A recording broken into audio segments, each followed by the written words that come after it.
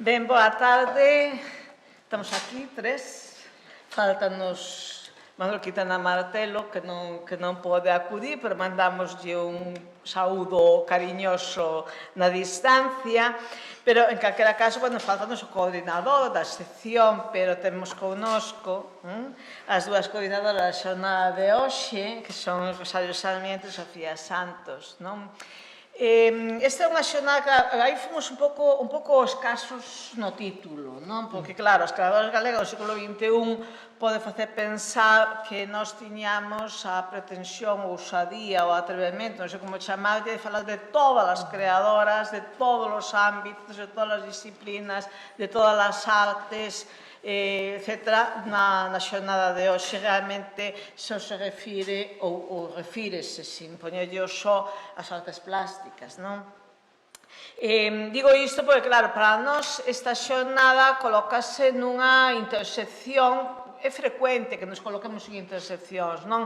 Colocámonos nunha intersección que, por un lado, estamos atentos á creación contemporánea, tamén os antecedentes da creación contemporánea, tamén quen foron esas figuras, eses representantes senlleiros de distinto tipo de movementos ou perspectivas que nos foron traendo a sermos o que son hoxe, que en algún caso supuxeron unha auténtica revolución, noutros casos supuxeron unha semente grande producida nun certo momento, etc. Que estamos continuamente, sobre todo máis na sección de arte incluso que noutras, con esta revisión dos que nos trouxeron ata aquí.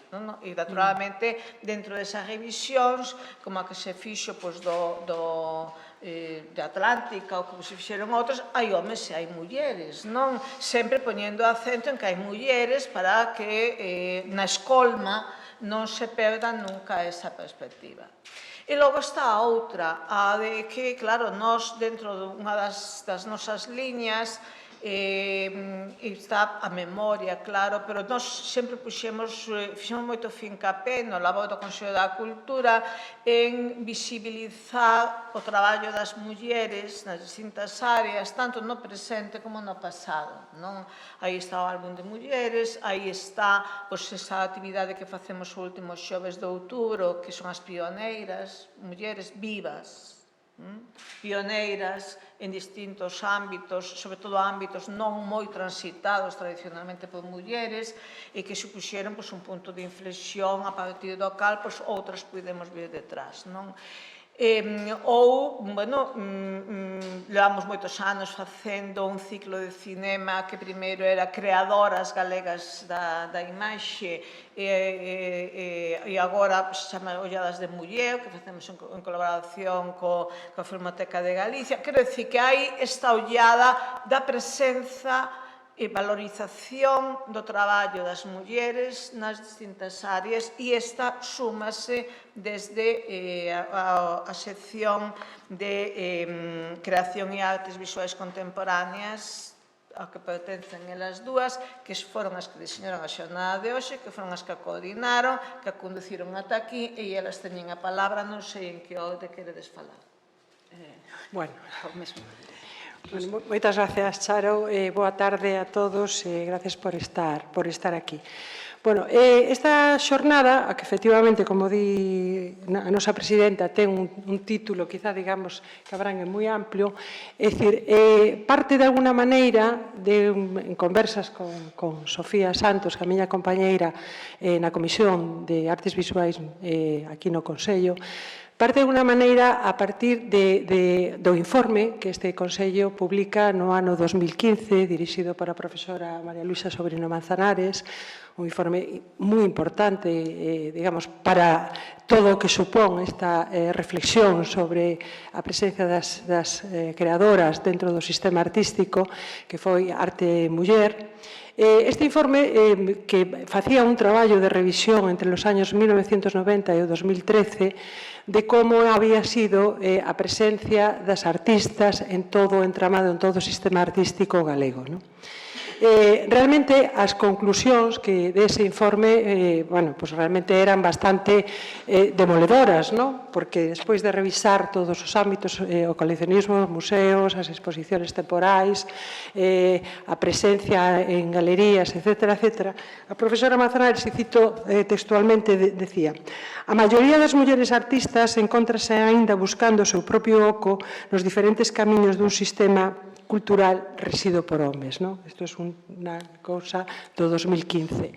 Bueno, pasaron 10 anos, estamos tamén no primeiro tercio do século XXI e eu creo que un pouco a pregunta e a cuestión é se isto sigue sendo válido, se en Galicia seguimos, digamos, con esta premisa de que, aunque se ha avanzado, aunque hai, digamos, logros moi importantes, seguimos con esas rémoras todavía dentro do que a igualdade da presencia e a paridade das creadoras, non?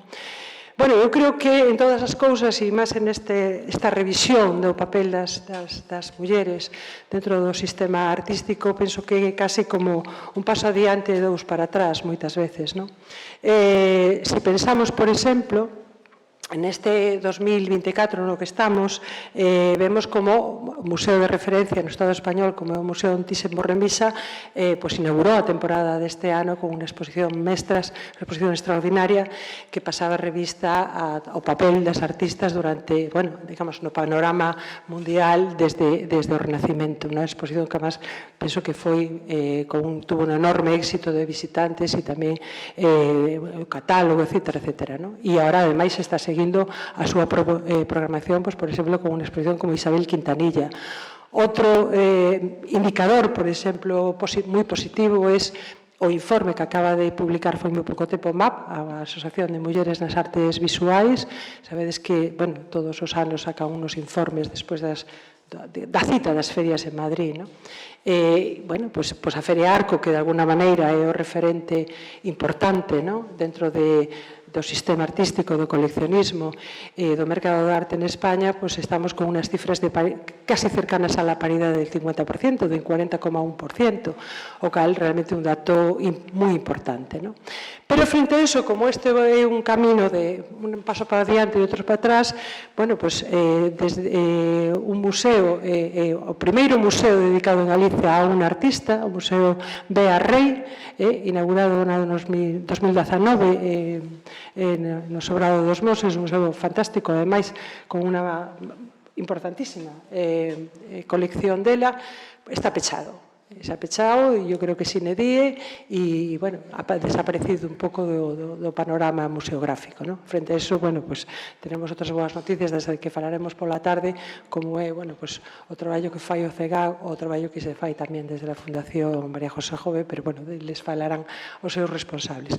Co cal, digamos que un pouco a idea é reflexionar, por un lado, con creadoras plásticas, con artistas, e logo tamén coas instituciones e, por suposto, coa universidade, con a aportación que fará Miguel Anxo Rodríguez un pouco dentro de todo este panorama. O sea, que esa é un pouco a idea sobre a que estamos traballando e, evidentemente, agradecer a posibilidade desde o Consello de facer esta xornada. Sempre é moi importante traballar en prol de revisar e de ver o protagonismo das mulleres artistas, pero tamén de todas as mulleres que traballamos no sistema artístico.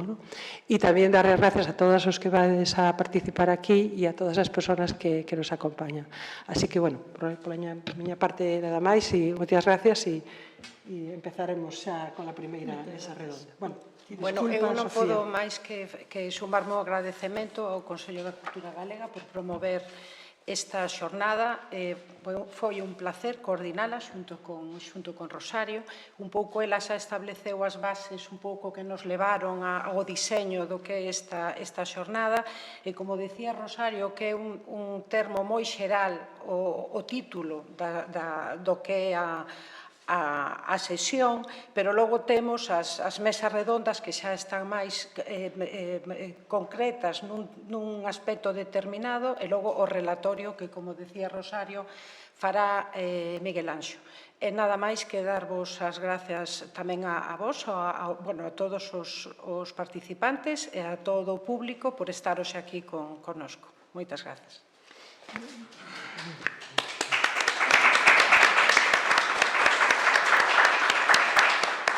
Ben, moitas grazas a todos.